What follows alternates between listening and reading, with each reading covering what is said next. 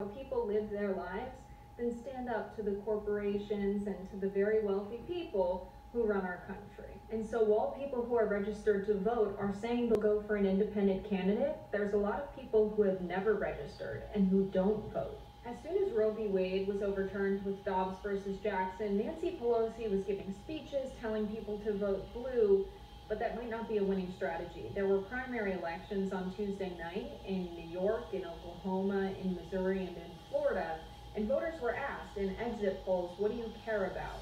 Non-white and working class Democrats worry more about the economy, while white college graduates focus more on issues like abortion rights and guns. So the Democrats are running on losing issues, but so are Republicans. So when people talk about 2024, don't just think of elections. Think also about what could happen if workers actually stood up for their rights in this country.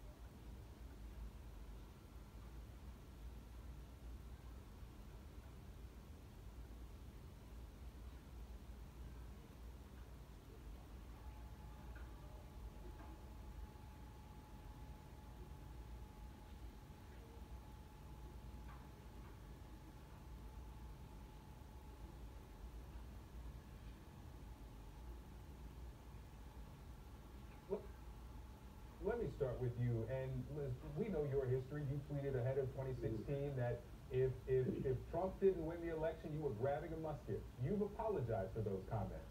But from that perspective, how do you view what you're hearing from Senator Graham as this investigation goes on? Yeah, Victor, look, to predict violence and or to warn about violence, but not condemn it, is terribly irresponsible and terribly dangerous. And Lindsey Graham knows that. Lindsey Graham knows what he said last night will inflame people and is dangerous.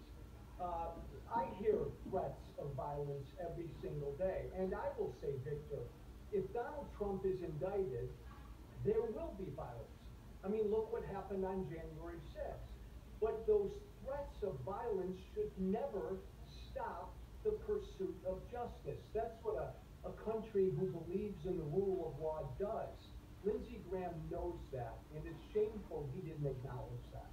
Yeah, and Ron, just I want your quick thoughts on that, because we've all seen this horror movie before, as the congressman says, that it if you have to be worried about violence, and of course we are, after seeing the foaming at the mouth mob that came out on January 6th, then that means that Donald Trump can never be held responsible for the things that he's done wrong, like the gross mishandling of these classified documents.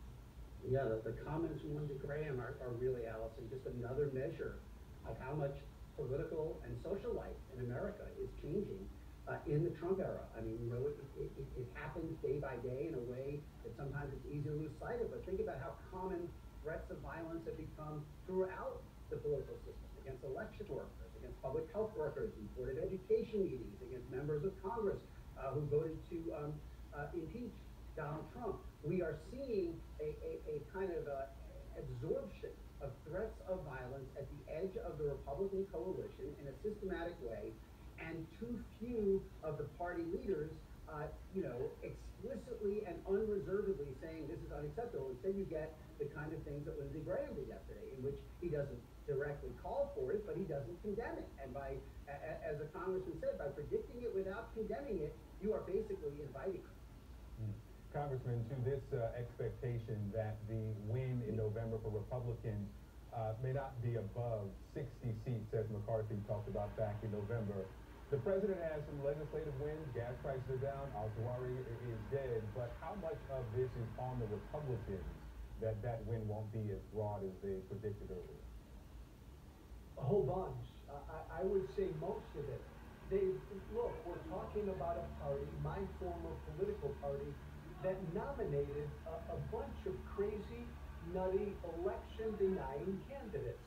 And as we've discussed before, that plays really well in a Republican primary. It doesn't play as well in the general election.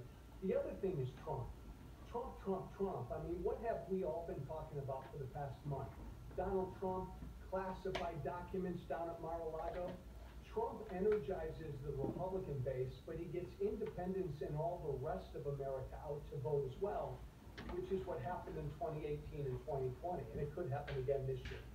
Ron, I think it's interesting what we're hearing from some Republicans now, mainstream Republicans, who really take umbrage at something that President Biden said behind closed doors at this fundraiser. This wasn't, on the record, but he said it out loud to this group. And so what the reporting is that he said at this fundraising event on Thursday was, quote, "What we're seeing now is the beginning or the death knell of an extreme MAGA philosophy." It's not just Trump, it's the entire philosophy that underpins the, I'm just going to say something, it's like semi-fascism. So what you're hearing from some Republicans now, including Governor Sununu in New Hampshire, they're trying to, I think, make this sort of the basket of deplorables equivalent, which is they're taking great personal offense at this, Ron, and but don't they distinguish between the MAGA win and themselves? Right. I think the President Biden was on stronger ground because he attributed this to the MAGA philosophy or MAGA movement. You always want to be careful when characterizing large groups of people, obviously as a leader of a country. But the President is far from alone in viewing the MAGA faction, which is now clearly the dominant faction in the Republican Party, whatever folks like Chris Sununu want to say. That is the dominant faction in the Republican Party. There are many experts in authoritarianism and the decline of democracy, Daniel Seablatt, Ruth Piat, who will tell you that movement in the Republican Party has more in common with what we have seen in authoritarian parties in countries like Hungary or Turkey than they do as an American political history. 2/3 of Republican attorneys general filed a lawsuit to overturn the 2020 election. 2/3 of House Republicans voted to overturn the 2020 election. In multiple polls, including by Vanderbilt and the American Enterprise Institute, a majority of Republicans have said the American way of life is disappearing, traditional way of life is disappearing so fast we have to use force to save it. You talked about the nomination of election deniers. It's uncomfortable for people like Sununu to acknowledge that they are now in a coalition that includes clearly anti-democratic forces, but it's hard to ignore the evidence that they are. Congressman, we've only got about 15 seconds. Your thoughts on the outrage and the comments from the president? Victor, it's ridiculous. Look, I come from the mega cult. I escaped the mega cult. President Biden was talking about the philosophy behind mega. He wasn't calling out specific voters. I don't think he went far enough in what he said.